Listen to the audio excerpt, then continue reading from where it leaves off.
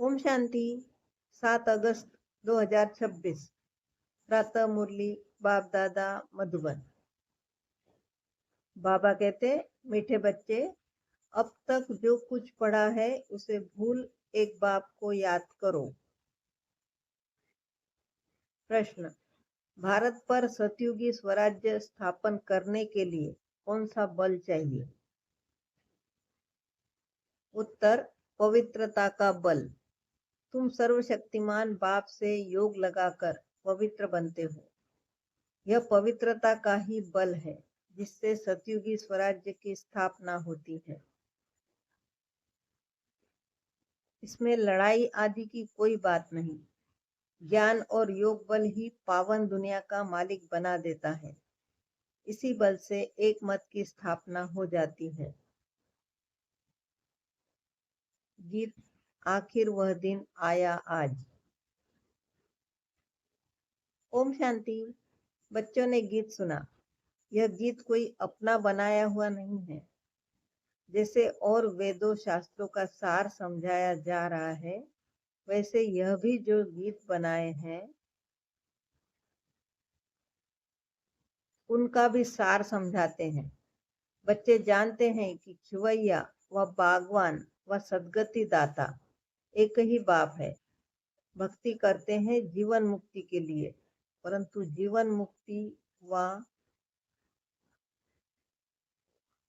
सद्गति दाता एक भगवान है। उसका अर्थ बच्चे ही समझ सकते हैं, मनुष्य नहीं समझते हैं। सद्गति अर्थात दुख से छुड़ाकर शांति की प्राप्ति कराते हैं। भारतवासी बच्चे जानते हैं कि यहाँ पवित्रता सुख शांति थी, जबकि इन लक्ष्मी नारायण का राज्य था। राधे कृष्ण का राज्य नहीं कह सकते। वास्तव में माताओं की हम जिन्स राधे है, उनको जास्ती प्यार करना चाहिए। फिर भी श्री कृष्ण को बहुत प्यार करते हैं, झूले में झुलाते हैं। श्री कृष्ण की जन्माष्टमी भी मनाते हैं। राधे की जयंती नहीं मनाते हैं। वास्तव में मनाना चाहिए दोनों का। समझ तो कुछ है नहीं। उन्हों की जीवन कहानी को तो कोई जानते नहीं। बाप आकर अपनी और सबकी जीवन कहानी सुनाते हैं। मनुष्य कहते भी हैं शिव परमात्मा नमः, परंतु उनकी जीवन कहानी को नहीं जानते। मनुष्य की जीवन कहानी को हिस्ट्री ज्योग्राफी कहा जाता है। दुनिया की हिस्ट्री ज्योग्राफी तो गाई जाती है ना। कितने इलाके पर राज्य करते थे, कितनी जमीन पर राज्य करते थे, कैसे राज्य किया, फिर वह कहाँ गए, यह बातें कोई नहीं जानते। तुम बच्चों को अच्छी रीति समझाया जाता है। रचयिता और रचना की नॉलेज बच्चों को समझाते हैं। तुम बच्चों को मालूम पड़ गया है कि बरोबर अब कलयुग का अंत है और सतयुग का आदि है। संगम पर ही परम पिता परमात्मा आकर मनुष्य को पतित से पावन देवता बनाते हैं।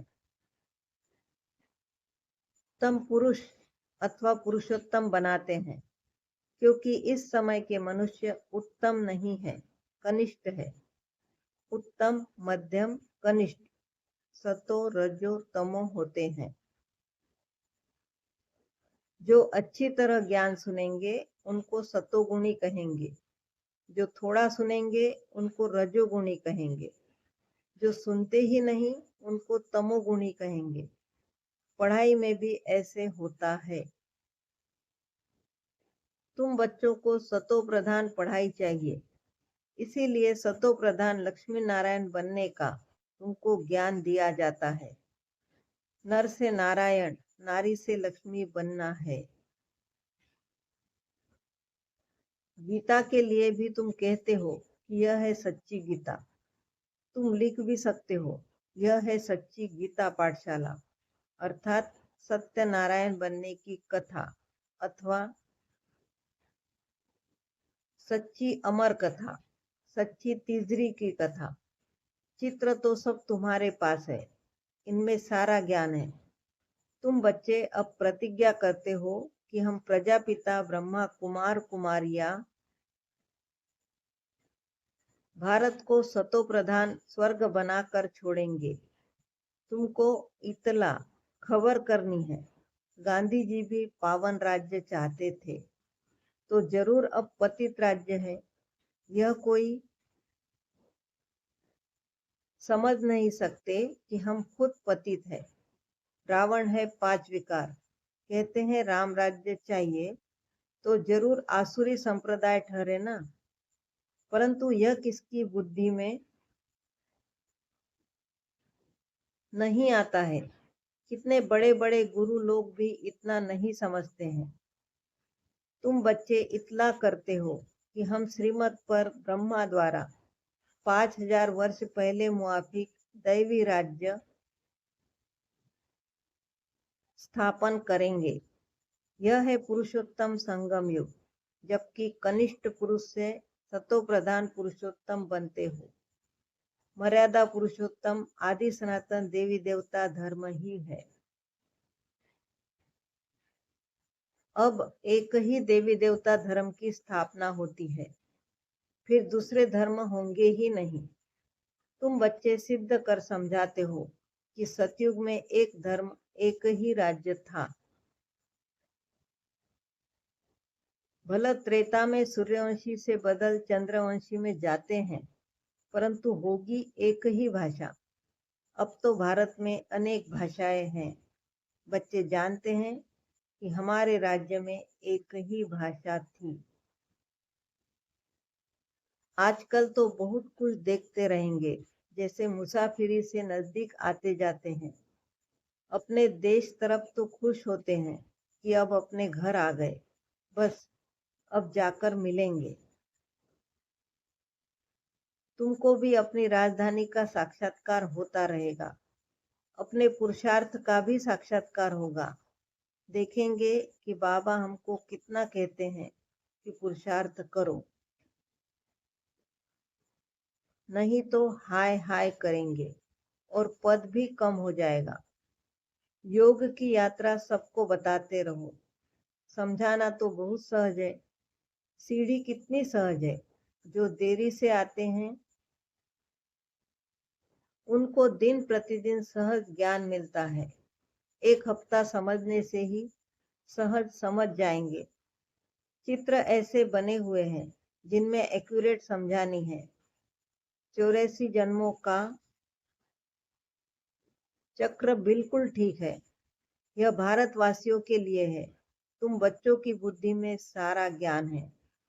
तुम जानते हो कि पतित पावन सदगति दाता शिव बाबा की मत पर हम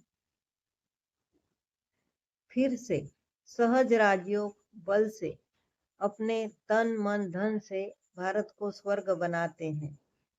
दूसरे कोई का हम नहीं लगाते हैं, अपने ही तन मन धन से सेवा करते हैं। जितना जो करेंगे वह अपने भविष्य के लिए बनाते हैं। तुम ही घर के भाती हो। तुम्हारे से ही बाबा सतयुगी स्वराज्य स्थापन करा रहे हैं। खर्चा भी तुम ही करेंगे। तुम्हारा कोई जास्ती खर्चा नहीं है। तुमको सिर्फ शिव बाबा को याद करना है। कन्याओं को क्या खर्चा करना है? उनके पास कुछ है क्या? बाबा बच्चों से क्या फी लेंगे? कुछ भी नहीं। स्कूलों में तो पहले फीस की बात करते हैं। वहाँ कितना पढ़ाई में खर्चा होता है। यहाँ तो शिव बाबा बच्चों से कैसे पैसा लेंगे? शिव बाबा को अपना घर थोड़े ही बनाना है जो पैसा लेंगे। तुम बच्चों को भविष्य स्वर्ग में जाकर हीरे जवाहरों के महल बनाने हैं। इसीलिए तुम यहाँ जो करते हो उसका रिटर्न भविष्य में तुमको महल मिल जाता है। यह बड़ी समझने की बातें हैं। जितना जो तन मन धन से सेवा करेंगे वह ऐसा वहां पाएंगे। कॉलेज व हॉस्पिटल बनाते हैं। 10 लाख 20 लाख लगाने पड़ते हैं। यहाँ तो इतना खर्चा नहीं लगता। छोटे से मकान में रूहानी कॉलेज कम हॉस्पिटल बनाते हैं। पांडवों का आधिपति कौन था? उन्होंने तो श्री कृष्ण का नाम लिख दिया है। वास्तव में है निराकार भगवान। तुमको श्रीमत लेने वाला भगवान है। बाकी तो सब है रावण की मत पर। रावण राज्य में रावण की मत पर कितने डर्टी बन पड़े हैं। अब यही सृष्टि पुरानी वही नई बनती है। सृष्टि में भारत ही था। भारत नया भारत पुराना कहेंगे। नया भारत तो स्वर्ग था। फिर भारत पुराना है तो नर्क है। इनको कहा जाता है रव रव नर्क। मनुष्य की ही बात है। यहाँ सुख का नाम निशान नहीं है। यह कोई सुख थोड़ी है। सन्यासी भी कहते हैं इस समय का सुख कागविष्टा समान है। इसीलिए वह गृहस्थ व्यवहार को छोड़ देते हैं। वह स्वर्ग व सतयुग की स्थापना कर न सके। श्री कृष्ण पुरी तो परमात्मा ही स्थापन करते हैं। श्री कृष्ण की आत्मा और शरीर दोनों सतो प्रधान थे। इसीलिए श्री कृष्ण को बहुत प्यार करते हैं, क्योंकि पवित्र है ना। गाया भी जाता है, छोटा बच्चा ब्रह्म ज्ञानी समान है। छोटे बच्चों को विकारों का पता नहीं रहता। सन्यासियों को फिर भी पता है। बच्चा तो जन्म से ही महात्मा है। बच्चों को तो पवित्र फूल कहा जाता है। नंबर 1 फूल है श्री कृष्ण। स्वर्ग नई दुनिया का पहला प्रिंस। जन्म लिया तो कहेंगे फर्स्ट प्रिंस। श्री कृष्ण को तो सब याद करते हैं कि श्री कृष्ण जैसा बच्चा मिले। अब बाप कहते हैं कि जो बनना है सो बनो। सिर्फ एक श्री कृष्ण थोड़े ही बनता है। प्रिंस ऑफ वेल्स कितने बनते हैं? सेकंड थर्ड होते हैं ना। तो यहाँ भी डिनाइस्टी है। बाप के पिछाड़ी फिर दूसरे गद्दी पर बैठेंगे। जैसे घराने होते हैं वैसे यह घराना है। तुम्हारा कनेक्शन ही क्रिश्चियन से है। श्री कृष्ण और क्रिश्चियन दोनों की एक ही राशि है। लेन देन भी आपस में बहुत चलती है। भारत से वह कितना धन ले गए हैं, अब फिर से रिटर्न दे रहे हैं। रिटर्न सर्विस कर रहे हैं। यह यूरोपवासी आपस में लड़कर खत्म हो जाएंगे। इस पर कहानी भी है। 2 बिल्ले लड़े, बीच में माखन बंदर खा गया। यह बात अभी की है। वह आपस में लड़ेंगे और राज्य भाग्य तुमको मिलना है। अब तुम बच्चों को अथाह ज्ञान है। तुम बच्चों की बुद्धि में है कि हम सब ब्रह्मा कुमार कुमारियां हैं। ऐसे नहीं कि हम गुजराती हैं, हम बंगाली है। यह है नहीं। यह मतभेद भी निकल जाना चाहिए। हम एक बाप की संतान हैं। ब्रह्मा द्वारा शिव बाबा की श्रीमत पर फिर से हम अपना स्वराज्य स्थापन कर रहे हैं। ज्ञान और योग बल से। योग बल से ही हम पावन बनते हैं। बाप है सर्वशक्तिमान, उनसे बल मिलता है। तुम विश्व की बादशाही लेते हो। लड़ाई आदि इसमें कुछ नहीं करते हो। सारा पवित्रता का बल है। कहते भी हैं कि आकर पतित से पावन बनाओ, तो याद का ही बल है। ऐसे नहीं कि वहां उल्टे धंधे में जाकर सब भूल जाए। यहाँ सम्मुख तो ज्ञान सागर की लहरें देखते रहते हैं। नदियों में तो वह लहरें नहीं होती है। सागर की एक लहर कितना नुकसान कर देती है। जब अर्थक्वेक होगी तो सागर भी उथल खाएंगे। सागर को सुखाकर जमीन ली है, वह जमीन फिर कितने दाम में बेचते हैं। तुम जानते हो यह बॉम्बे ही नहीं रहेगी, आगे यह बॉम्बे थोड़ी थी, छोटा एक गावड़ा था। यह माताएं तो भोली है, यह इतना लिखी पढ़ी नहीं है। यहाँ तो पढ़ा हुआ सब भूलना है। तुम कुछ नहीं पढ़े हो तो अच्छा है। पढ़े हुए मनुष्य समझने समय कितने प्रश्न करते हैं। यहाँ तो सिर्फ बाप को याद करना है, किसी देहधारी मनुष्य को याद करने की बात नहीं है। महिमा है ही एक बेहद के बाप की। तुम जानते हो कि ऊंचे ते ऊंचा है एक भगवान, फिर सेकंड नंबर में ब्रह्मा। उनसे ऊंचा कोई होता नहीं, इससे बड़ी आसामी कोई नहीं। परंतु चलते देखो कितना साधारण है, कैसे साधारण रीति बच्चों से बैठते हैं, ट्रेन में जाते हैं। कोई क्या जाने कि यह कौन है। भगवान आकर ज्ञान देते हैं, जरूर प्रवेश कर ज्ञान देंगे ना। अगर श्री कृष्ण होता तो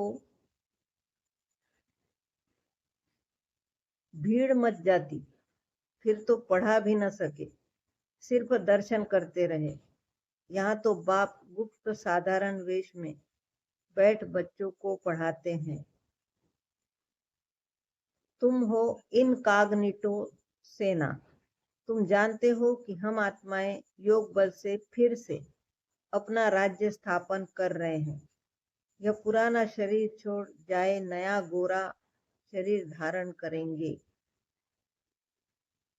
अब है आसुरी संप्रदाय, फिर बनेंगे दैवी संप्रदाय।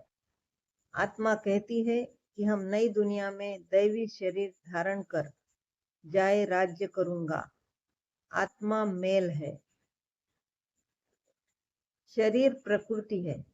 आत्मा सदैव मेल है, बाकी शरीर हिसाब किताब से मेल फीमेल का मिलता है। लेकिन मैं हूँ अविनाशी आत्मा, यह चक्र फिरता रहता है। कलयुग का विनाश भी जरूर होगा, विनाश के आसार भी सामने देखते हो। वही महाभारत लड़ाई है तो जरूर भगवान भी होगा। किस रूप में, किस तन में है, वह तुम बच्चों के अलावा किसको पता नहीं। कहते भी है मैं बिल्कुल साधारण तन में आता हूँ, मैं श्री कृष्ण के तन में नहीं आता हूँ। यही पूरे 84 जन्म लेते हैं। मैं इनके बहुत जन्मों के अंत के भी अंत में आता हूँ। 84 जन्म सूर्यवंशी घराने वाले ही लेते हैं, वही पहले नंबर में आएंगे। साकारी झाड़ और निराकारी झाड़ दोनों का तुमको सारा ज्ञान है।